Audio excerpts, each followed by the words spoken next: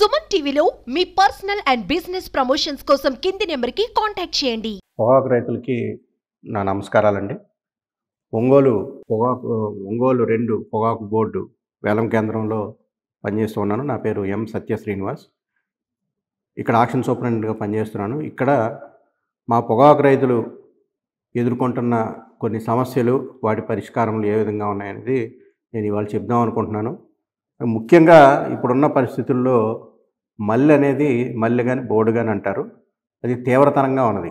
మల్లె అనేది ఒక పారసైట్, అదేంటే పరాన్నజీవి, పొగాకు వేర్ల మీద బతికే జీవి అన్నమాట. అది మీకు అందరికీ తెలుసు రైతు సోదరులు. ఈ మల్లెని నిర్మూలించడం అనేది అనాదిగా ఎన్నో ప్రయత్నాలు చేసినా కానీ ఎక్కడ సఫలమైనట్టు కనిపించలేదు.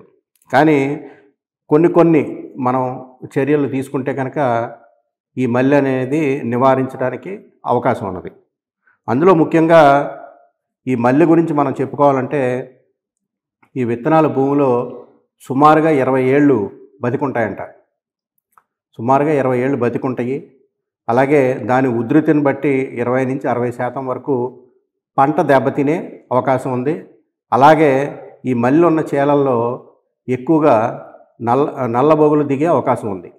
అంటే పొగాకు క్వాలిటీ తగ్గిపోతుందన్నమాట. క్వాలిటీ అలాగే క్వాంటిటీ కూడా.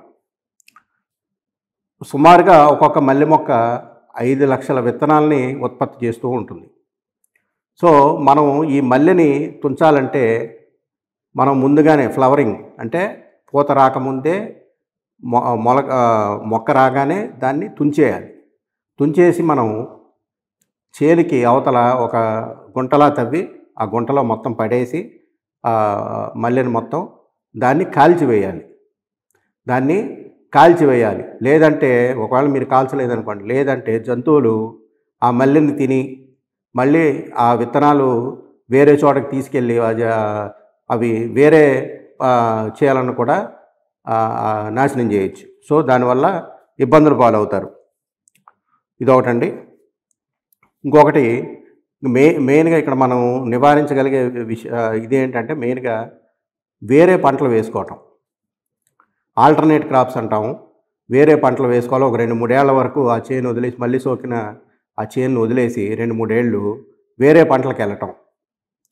ఒకవేళ లేని పక్షంలో మనం అదే దాంట్లో చేసుకోవాలనుకున్నప్పుడు నువ్వులు అనేది ముందుగా ఒక ఎర్ర పంటలాగా ముందు వేసుకొని, ఆ తర్వాత నువ్వులు వేసుకున్న పొగాకు తోటల్లో మళ్ళీ సోకటం అనేది తక్కువ ఉండొచ్చు, కానీ ఉధృతి అనేది తక్కువలో ఉంటుంది.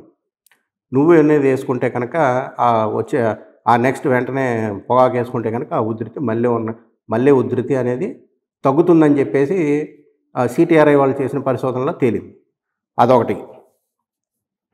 అది కాక వేప పిండి ముద్ద అంటే వేప చెక్కని ఎకరానికి సుమారుగా ఒక 80 నుంచి 100 కేజీలు వేప చెక్కని మొక్క మొదల్లో వేసుకుంటే కనుక ఎకరానికి అది కూడా బాగానే పనిచేస్తుందని చెప్పేసి తెలియజేస్తున్నాను.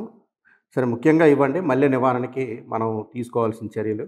అలాగే కొన్ని చోట్ల బ్యారన్ యొక్క ఫైర్ యాక్సిడెంట్లు జరుగుతున్నాయి. చాలామంది ఏంటంటే క్యూరోమీటర్ వాడట్లేదు.